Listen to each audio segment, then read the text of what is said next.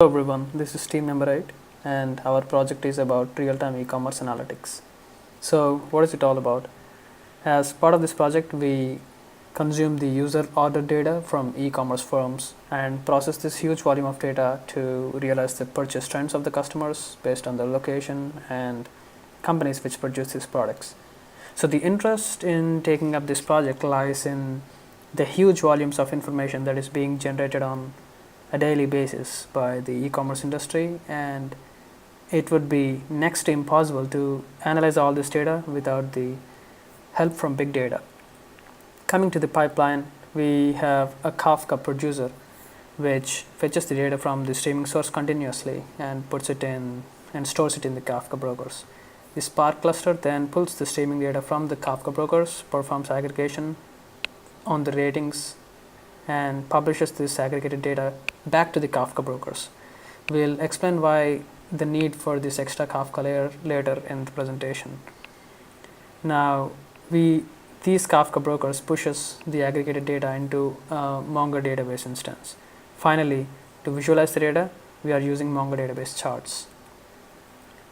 The first layer in the pipeline deals with the data generation.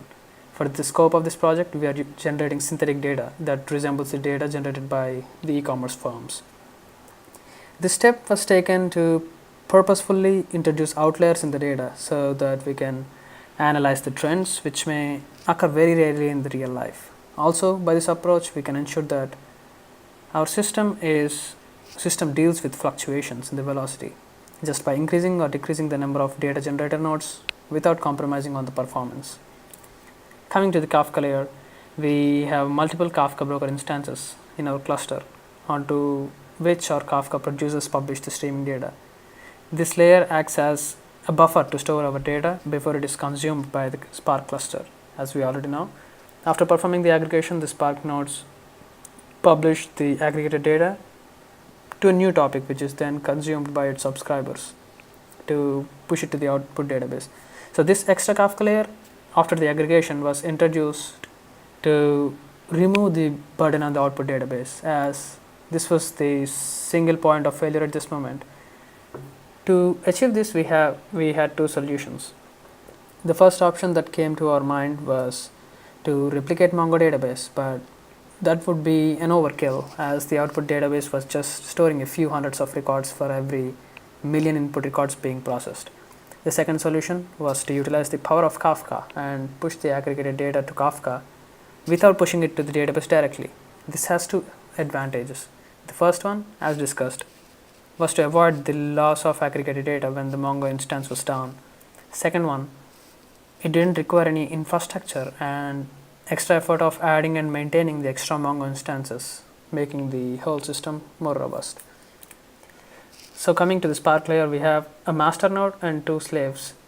Their primary purpose is to fetch the e-commerce data from the corresponding Kafka topic, perform aggregation on the data, and spit it out to a different topic. As part of aggregation, we are calculating the sales of various products in a particular location and from a particular company, etc. We finally store the aggregated data over a single instance of Mongo database, and this is not a bottleneck anymore because the Kafka cluster manages the fault tolerance part. Since our output database has to manage only hundreds of records, it didn't matter which database we use to store the output data.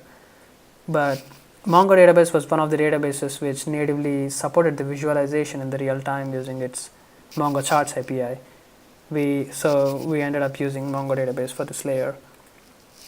To visualize the data, we are using Mongo charts. Here we display the sales of various products over a period of time, and we have also displayed the sales of a product over a particular location and a particular company. Here is a working demonstration of our project. This screen shows the data being generated synthetically. Here we can see three instances of Kafka brokers running on three different instances. One window in each instance is a zookeeper service that coordinates with other zookeeper services with a single leader and multiple followers. The other window in each instance is a Kafka broker service. The data from the previous screen, the post request, is being pulled into this brokers. So the next step is Spark that aggregates the data fetched from Kafka brokers on user ratings. The streaming statistics shows the number of records being processed by the Spark clusters every second. It's a small number, and I believe this might be because the VCL nodes are slow, but we are concerned about volume of the data, not its velocity. So the other two instances that are below show the worker nodes. The final step before analytics is getting the aggregated data from Spark nodes and pushing it into the Kafka clusters where we looked at before, but to a different topic. Those clusters in turn push the data into MongoDB. This screen shows some analytics that can be performed on the aggregated data that is now in the MongoDB. So observe how the sales of product 4 update in real time.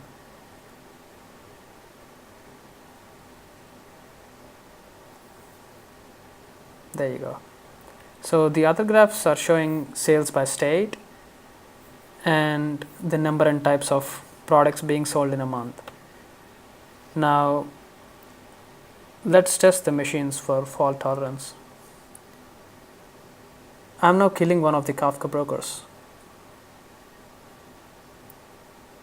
Let's go back to the visualization screen and check if we're still getting the data.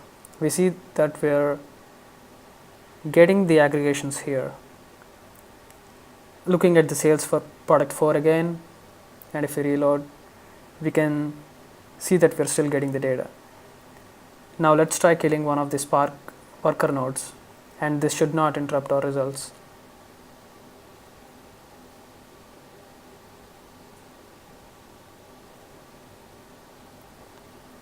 Going back to the aggregation screen, we see that we still get the data.